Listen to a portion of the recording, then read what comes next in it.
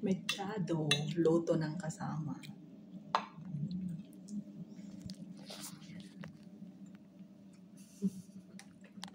Nakakatikim ng ibang luto.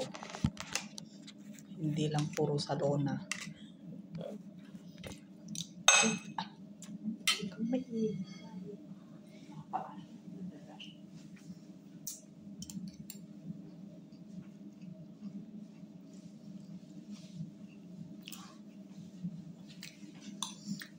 Tsaka lang ako nakakatikim ng ganito pag may kasalan sa amin.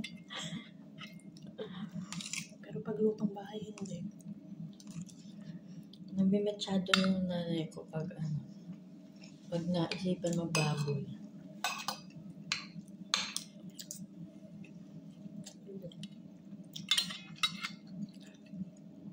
Sa totoo lang, hindi ako kumakain lagi ng meat. Pero ngayon lang. Yung alam mo yung umay ako na ang tagal di ba? Once a week lang naman. Pero darating na naman yung Friday. Sabi ko, ayoko. Pero ngayon, parang tuwing pagdarating ang Friday, excited ako.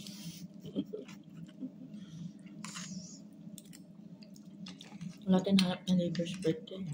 Walang Pwede ba at least naglasa siya? pansit. Naglasa siya dahil sa binili kong sauce. May glasa nga siya.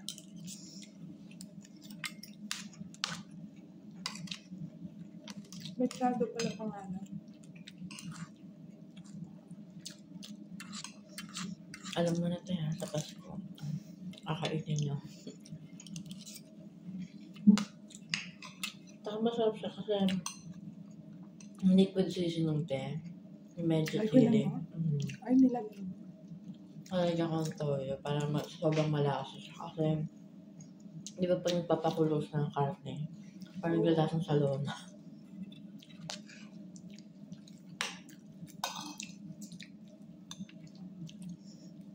Parang salona lang yung itsura niya, pero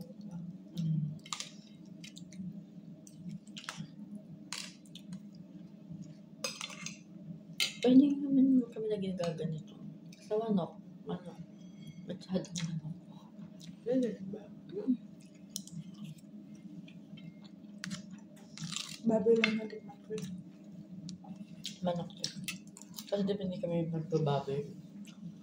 Or once a week lang kami magbababoy. So, 2 beses. Mahal ba naman ang kilo ng baboy?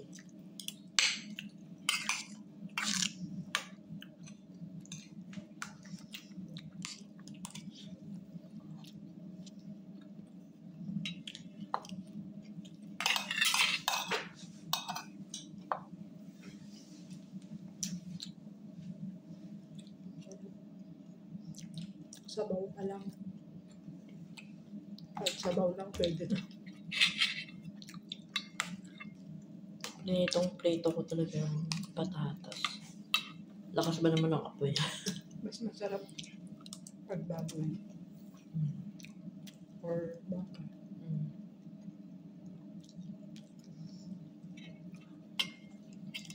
Ako kasi tupa.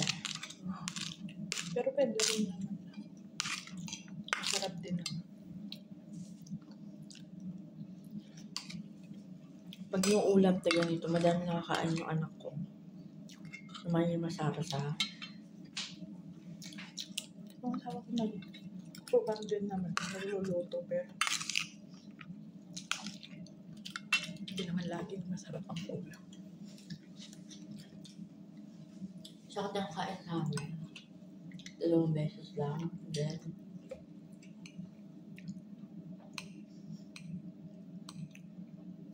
sa amin tatlo. sa mga bata 3, pero sa mga lalaki 2 beses lang. Time din kami ng ate ko magkape sa umaga. Sa tanghali.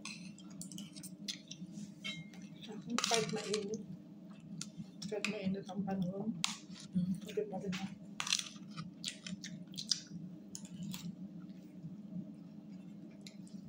Kala mo siya nakakain kami siya.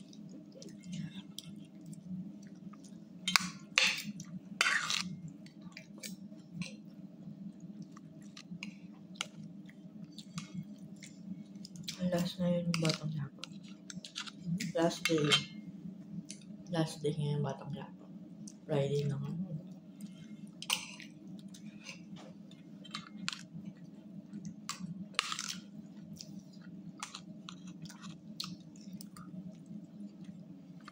Ano kasi matutulog yan? Alas 3 siguro. Paano kayo umatikman nila to? Ayun ka.